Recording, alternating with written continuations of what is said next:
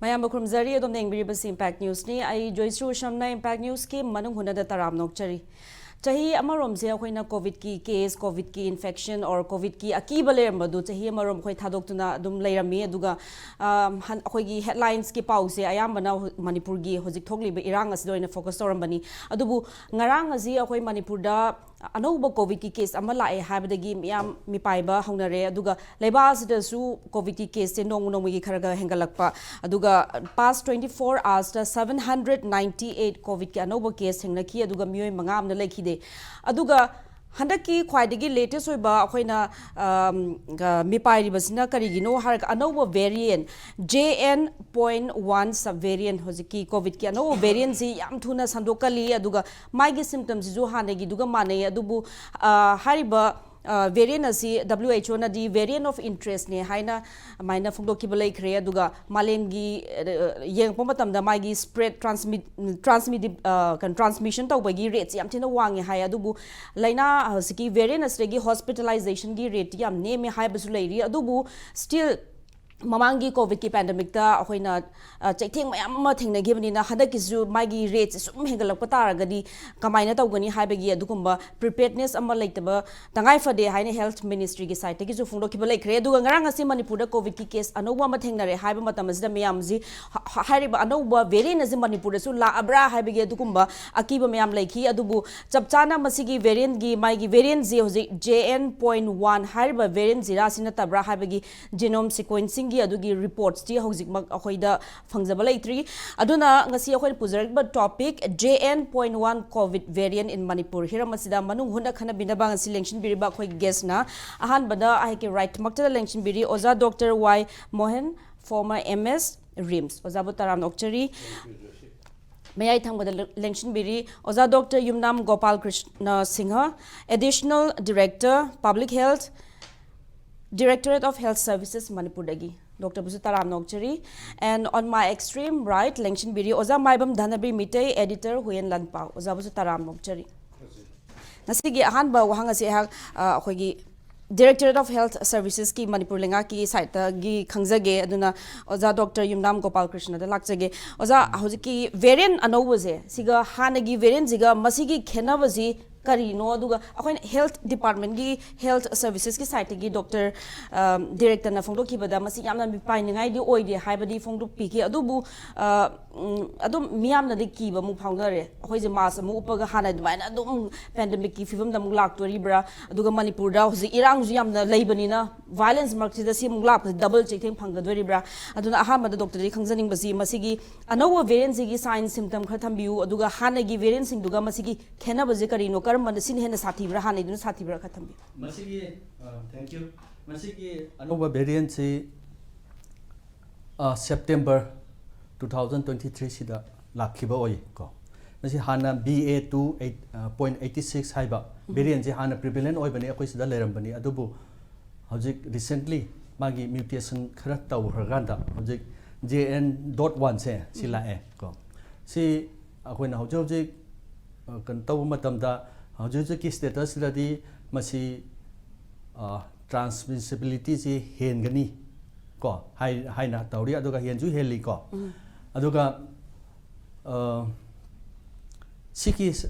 atopa virulence haidi akoi da hangchang da solap ya ba kai gram yam sing je attack tor pa ya ba mayam sing je magi shakti je sidi hani duga almost some anan lai aduga even vaccine su ko hanagi vaccine sina adum effective oigani aduga treatment su same treatment ni ko adum effective oidi ba ko sigi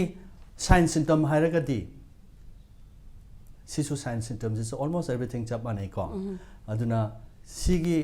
kano se JN.1 sika hanile baduga sign natraka symptom da yenga ganda sida study tawraganda sina karambano sina sigi variant ni haibasi khoi haiba ngamoya ba ko kana tawba ngamoya ba yo doctor khoi tajabada handaki no variant di sukna na da bida hek turga si kaina adu bo haiba masi chamam na bo idori bra kadai bhabu chumbagi adu sunglai leite adu gumba sunglai leite hojik India gi wena mi mari sirama le ko ngasi phauda manga sire si solely akhoi gi sigi strain sina sihan bani हाइबसी हजबाबा Leite. अखोई लेते को सी मागी core mobility loan ले मागी लेना अमुम लेरगा अदुगुम्बा मीदुदा सिबा थोपनिना सी हानगी मागी लेजरम लेना दुना सिब्रा नत्रगा सिगी भाइरस सिना सिब्रा हाइबसे कोई खंबा ngamdrieba adubu masingsu yamdedana manga khatani na ko the doctor hojiki ngarangi manipurda covid ki case no bothing na re hojik senapati district gi pau mata dagi nupa si delhi da laiba delhi dagi dimapur da flight laga dimapur dagi senapati da bus da lakpani hari maji positive ore adu magi variant zidi JN.1 se oidori bra hanai dura di khangdri genome sequencing gi results later bra doctor de khar khangzek si khoi hojik imphal da yaura imphal da yaura ka khoi genome sequencing ki thag re ko genome mo si akoina mi pai ningai kemta taka leite magi virulence kai kra mayam sing to samana bani na ko aduna si akoina hojik oiramani haidana akoina anxiety leiragadi adusu akoi ki public ki adum phate ba ko aduna si akoi genome sequencing ki thag re yam thuna adum phang once report pula kano tabu adabu analysis to loitar di khoi email da adum mail da dum phangado bin na thubu matam da phangani ko adu oiram hen khalaga so aduna me pani ngai kemta leite bra haina khalle ba ko masi tasegna hairadi ha negi duga to almost ma ne na khoi Dr. Gopalkrishna so haire ha na comorbidity laiba di diabetes kidney disease laiba ko hypertension proena senior citizen haitare rigumba singsi da sokan gani haibasi dia du mayam na khangna podi the question di hujik lai riba situation sida Delhi da amakta ngai riba amakta ngai moi the report to amta ngai ri sida Manipur Manipur isi khamai tori no ko asa in sum ngasi kana introspection yangana Delhi da they have diagnosed only one impan legi paumata legi amasu pure fortunately hairiba patient se imphal hogi flight la khite lairiba geopolitical situation se na Dimapur aga moidi senapati thoba ya banina aduna imphal passengers singa mix up to bugi question me rise to utre ra hujik aina health department gi khoi right person public health ki suledi aina hujik ki Joyshree comment la khot ni ngom tangche Kerala tan khoya me ba hujik eruption to re isha 150 aduna selectively Kerala de la komise government na tight up tawraga airline ga tight up tawraga Kerala passengers singja screening to basima health department na thuna to haning akoi high bid di phadadra ba leiba situation sina majority Meitei di la roi bus ke de la roi ba adu mau de checking to bu twitter ka roi adu airport di Kerala de la ko passengers singja government ge attention pirgana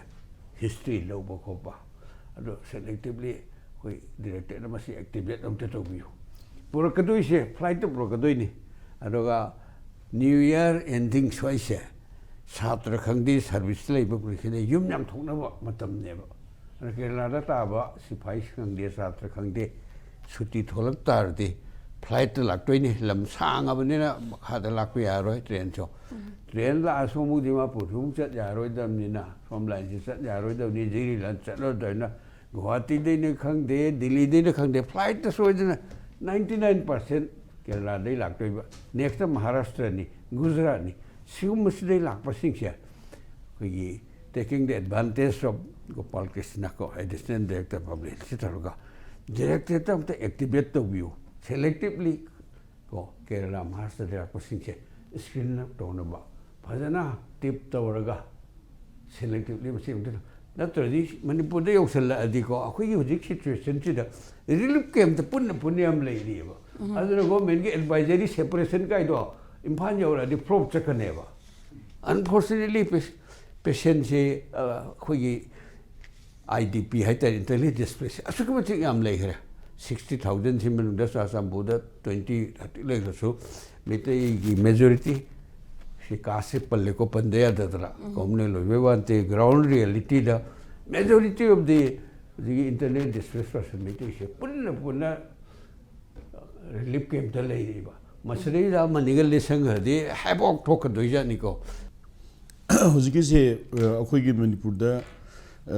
ꯅꯧꯅ ꯑꯃ ꯊꯦꯡꯅꯩ ꯍꯥꯏꯁꯦ ꯍꯧꯖꯤꯛꯀꯤ ꯀꯩꯅꯣꯒꯤ ꯄꯥꯎꯃꯇꯥꯒꯤ ꯁꯦꯅꯥꯄꯇꯤꯒꯤ ꯃꯤꯁꯤ ꯃꯥꯁꯤ 16ꯗꯅꯤ ꯃꯥ ꯂꯥꯛꯄꯁꯤ 16 ꯗꯤꯁꯦꯝꯕꯔꯗ ꯂꯥꯛꯄꯅꯤ ꯑꯗꯨꯒ ꯗꯤꯃꯥꯄꯨꯔ ꯐ꯭ꯂꯥꯏꯠꯇ ꯂꯥꯛꯑꯒ ꯗꯤꯃꯥꯄꯨꯔꯗꯒꯤ ꯕꯥꯏ ꯔꯣꯗꯇ ꯂꯥꯛꯄꯅꯤ ꯑꯗꯨꯒ ꯃꯥꯁꯤ ꯃꯉꯣꯟꯗ ꯁꯨꯃꯥꯏꯅ ꯇꯧꯔꯦ ꯍꯥꯏꯕꯒꯤ ꯀꯟꯐꯔꯃꯦꯁꯟ ꯍꯣꯏ ꯃꯉꯣꯟꯗ ꯁꯣꯛꯍꯜꯂꯤꯁꯤ JN ꯍꯧꯖꯤꯛꯀꯤ ꯂꯦꯇꯦꯁ ꯚꯦꯔꯤꯌꯟ ꯑꯣꯏꯔꯤꯕ JN.1 ꯁꯤ ꯑꯣꯏꯔꯝꯗꯕꯗꯨꯅ ꯖꯤꯅꯣꯝ ꯁꯤꯀ꯭ꯋꯦꯟꯁꯤꯡꯒꯤ ꯔꯤꯄꯣꯔꯠ ꯑꯗꯨꯒꯤ ꯔꯤꯖꯜ ꯂꯥꯛꯑ ꯈꯪꯗꯣꯏꯅꯤ ꯑꯗꯨꯕꯨ ꯃꯥ ꯑꯦꯠ ꯑꯦꯅꯤ ꯀꯣꯁ ꯃꯥ ꯄꯣꯖꯤꯇꯤꯚꯇꯤ ꯑꯣꯏꯔꯦ ꯚꯦꯔꯤꯌꯟꯗꯨꯗꯤ ꯑꯃ ꯑꯣꯏꯕ ꯌꯥꯏꯀꯣ ꯄꯣꯖꯤꯇꯤꯚꯇꯤ ꯑꯣꯏꯔꯦ ꯑꯗꯨꯒ ꯄꯣꯖꯤꯇꯤꯚ ꯑꯣꯏꯔꯦꯁꯤ ꯍꯦꯜꯊ ꯗꯤꯄꯥꯔꯠꯃꯦꯟꯠꯅ ꯈꯪꯕꯁꯤ 27ꯗ ꯈꯪꯕꯅꯤ ꯉꯁꯤ 29ꯅꯤ ꯑꯩꯈꯣꯏꯅ ꯐꯪꯖꯕ ꯔꯤꯄꯣꯔꯠꯇ ꯍꯦꯜꯊ ꯗꯤꯄꯥꯔꯠꯃꯦꯟꯠꯅ 27ꯗ ꯀꯟꯐꯥꯔꯝ ꯇꯧꯕꯅꯤ ꯍꯥꯏꯗꯤ ꯚꯦꯔꯤꯌꯟꯒꯤ ꯅꯠꯇꯕ ꯄꯣꯖꯤꯇꯤꯚ ꯑꯣꯏꯔꯦ ꯍꯥꯏꯕꯗꯣ ꯑꯗꯣ ꯍꯧꯖꯤꯛ ꯇꯥꯛꯄꯤꯔꯤꯗꯨꯅꯤ ꯏꯌꯥꯔꯄꯣꯔꯠꯇ ꯉꯁꯤ ꯁꯨꯃꯥꯏꯅ ꯇꯧꯕ ꯈꯣꯠꯄ ꯍꯥꯏꯅ ꯑꯗ ꯑꯩꯗꯤ ꯃꯁꯤ ꯑꯩꯒꯤ ꯍꯝꯕꯜ ꯑꯄꯤꯜꯅꯤ ꯃꯔꯝꯗꯤ ꯑꯩꯈꯣꯏ ꯃꯃꯥꯡꯗ ꯑꯩꯈꯣꯏ ꯊꯦꯡꯅꯈꯤꯕꯗꯨ ꯃꯥꯔꯆ 24, 2020ꯗꯅꯦꯕ ꯃꯅꯤꯄꯨꯔꯗ ꯏꯍꯥꯟ ꯍꯥꯟꯅ COVID-19 ꯄꯣꯖꯤꯇꯤꯚ ꯅꯨꯄꯤ ꯃꯆꯥ ꯑꯃ ꯊꯥꯡꯃꯩꯕꯟ ꯑꯁ꯭ꯋꯥꯏꯗꯒꯤ ꯑꯗꯨꯃꯥꯏꯅ ꯇꯧꯕꯗꯨ 2020ꯒꯤ ꯃꯥꯔꯆ 24ꯗ ꯏꯍꯥꯟ ꯍꯥꯟꯅ ꯊꯦꯡꯅꯕꯅꯤ ꯃꯅꯤꯄꯨꯔꯒꯤ ꯑꯣꯏꯅ ꯑꯗꯨꯒ ꯏꯟꯗꯤꯌꯥꯗ ꯏꯍꯥꯟ ꯍꯥꯟꯅ ꯊꯦꯡꯅꯕꯁꯤꯅ ꯖꯅꯋꯥꯔꯤ 27, 2020ꯗꯅꯤ ꯑꯗꯨꯁꯨ ꯀꯦꯔꯂꯥꯗꯅꯤ ꯍꯧꯖꯤꯛꯀꯤ JN.1 ꯁꯤ highest case report ꯇꯧꯔꯤꯕ ꯁꯤꯁꯨ ꯀꯦꯔꯂꯥꯅꯤ ꯑꯗꯨꯒ ꯏꯟꯗꯤꯌꯥꯒꯤ ꯁ꯭ꯇꯦꯠ ꯃꯌꯥꯝ ꯌꯨꯅꯤꯌꯟ ꯇꯦꯔꯤꯇꯔꯤ ꯃꯌꯥꯝꯁꯤꯗꯒꯤ ꯏꯍꯥꯟ ꯍꯥꯟꯅ COVID-19 ꯄꯣꯖꯤꯇꯤꯚ ꯑꯣꯏꯕ ꯊꯦꯡꯅꯔꯦꯅ ꯗꯤꯀ꯭ꯂꯥꯔ ꯇꯧꯈꯤꯕꯁꯤ 27 ꯖꯅꯋꯥꯔꯤ 2020 ꯑꯗꯨꯁꯨ ꯀꯦꯔꯂꯥꯅꯤ ꯆꯍꯤ 10ꯃꯨꯛ ꯁꯨꯔꯕ ꯅꯨꯄꯤ ꯃꯆꯥ ꯑꯃꯗ ꯑꯗꯨꯃꯥꯏꯅ ꯇꯧꯈꯤꯕꯅꯤ ꯏꯟꯗꯤꯌꯥꯒꯤ ꯑꯣꯏꯅ ꯑꯍꯥꯟꯕꯁꯤ ꯃꯅꯤꯄꯨꯔꯒꯤꯁꯨ ꯅꯨꯄꯤ ꯃꯆꯥ ꯑꯃꯗ ꯇꯧꯕꯅꯤ ꯑꯗꯨꯒꯤ ꯃꯥꯟꯅꯕꯗꯨꯅ ꯑꯃꯅꯤꯀꯣ ꯑꯗ ꯑꯩꯅ ꯂꯥꯛꯆꯅꯤꯡꯉꯤꯁꯤ ꯉꯁꯥꯏꯒꯤ diagnostic tools ꯑꯩꯅ ꯑꯄꯤꯜ ꯇꯧꯖꯅꯤꯡꯉꯤꯗꯤ through health department to the government of Manipur ꯑꯩꯈꯣꯏꯅ ꯑꯄꯤꯜ health departmentꯅꯁꯨ ꯍꯥꯟꯅꯗꯒꯤ ꯈꯨꯊꯤꯗꯅ ꯂꯥꯛꯄꯅꯤꯅ ꯃꯗꯨꯒꯤ ꯄ꯭ꯔꯤꯄꯦꯔꯦꯁꯟ ꯃꯗꯨꯒꯤ ꯀꯩꯅꯣꯁꯤ ꯂꯧꯕꯤꯔꯝꯃꯅꯦꯅ ꯈꯜꯂꯤ ꯑꯗꯨꯕꯨ ꯑꯩꯈꯣꯏ ꯃꯅꯤꯄꯨꯔꯗ 24 ꯃꯥꯔꯆ 2020ꯗ ꯑꯃꯈꯛ ꯊꯦꯡꯅꯕꯗꯨꯅ ꯑꯩꯈꯣꯏ ꯀꯌꯥꯝ ꯁꯣꯛꯍꯟꯈꯤ ꯑꯩꯈꯣꯏ ꯃꯤ ꯀꯌꯥꯝ ꯁꯣꯛꯍꯟꯈꯤ ꯂꯥꯏꯐ ꯀꯌꯥ ꯃꯥꯡꯈꯤ ꯑꯗꯒꯤ ꯑꯗꯨꯒꯨꯝꯕ ꯃꯌꯥꯝ ꯑꯃ ꯑꯩꯈꯣꯏ ꯊꯦꯡꯅꯈ꯭ꯔꯕꯅꯤꯅ ꯑꯩꯈꯣꯏ ꯍꯧꯖꯤꯛꯇꯤ ꯃꯗꯨꯒꯨꯝꯕꯗꯣ ꯑꯃꯨꯛ ꯊꯦꯡꯅꯗꯅꯕ ꯗꯦꯟ ꯃꯣꯔ ꯑꯣꯚꯔ ꯍꯧꯖꯤꯛꯇꯤ ꯏꯝꯄꯦꯛꯅꯁꯨ ꯊꯝꯕꯤꯔꯤꯗꯨꯅꯤ ꯉꯁꯥꯏꯒꯤ ꯕꯣꯠ ꯆꯤꯡꯗ ꯇꯝꯗ ꯔꯤꯂꯤꯐ ꯀꯦꯝ ꯃꯌꯥꯝ ꯑꯃ ꯂꯩꯔꯒ ꯉꯁꯥꯏꯒꯤ ꯂꯥꯟꯖꯦꯟꯅꯗꯅ ꯇꯧꯕ ꯃꯌꯥꯝꯁꯤ ꯆꯤꯡꯗꯁꯨ ꯇꯝꯗꯁꯨ ꯂꯣꯏ ꯂꯩꯕꯅꯤꯅ ꯁ꯭ꯋꯥꯏꯁꯤꯗꯗꯤ ꯉꯁꯥꯏꯒꯤ ꯀꯩꯅꯣꯁꯤ ꯑꯃꯒ ꯑꯃꯒꯗ ꯁꯟꯗꯣꯔꯛꯄꯁꯤꯁꯨ ꯈ꯭ꯋꯥꯏꯗꯒꯤ ꯃꯄꯥꯡꯒꯜ ꯀꯟꯕ ꯑꯗꯨꯒꯤ ꯁꯟꯗꯣꯛꯍꯟꯕꯗꯁꯨ JN.1ꯁꯤ ꯈ꯭ꯋꯥꯏꯗꯒꯤ ꯃꯄꯥꯡꯒꯜ ꯀꯟꯕꯅꯤ ꯍꯥꯏꯔꯤꯕ ꯉꯁꯥꯏꯒꯤ ꯃꯥꯒꯤ ꯀꯩꯅꯣꯁꯤꯗ ꯁꯟꯗꯣꯛꯄꯒꯤ ꯆꯥꯡꯁꯤ ꯑꯗꯨꯅ ꯃꯁꯤ ꯍꯦꯜꯊ ꯗꯤꯄꯥꯔꯠꯃꯦꯟꯠꯅ ꯌꯥꯝ ꯆꯦꯛꯁꯤꯟ ꯊꯧꯔꯥꯡꯁꯤ ꯂꯧꯕ ꯆꯨꯝꯃꯤ ꯑꯗꯨꯒ ꯑꯩꯗꯤ ꯃꯁꯤ ꯁ꯭ꯋꯥꯏꯗꯗꯤ ꯑꯩꯈꯣꯏ ꯍꯥꯟꯅꯁꯨ ꯇꯧꯈꯤꯕꯗꯣ ꯑꯩꯅ ꯄꯟꯖꯅꯤꯡꯕꯗ ꯅꯣꯠ ꯑꯣꯟꯂꯤ ꯍꯦꯜꯊ ꯗꯤꯄꯥꯔꯠꯃꯦꯟꯠ ꯃꯁꯤꯗꯤ ꯗꯤꯁꯇ꯭ꯔꯤꯛ ꯑꯦꯗꯃꯤꯅꯤꯁꯇ꯭ꯔꯦꯁꯟꯅ ꯏꯟꯇꯔꯚꯤꯟ ꯇꯧꯕ ꯑꯃ ꯆꯪꯕ꯭ꯔꯥ ꯈꯜꯂꯤ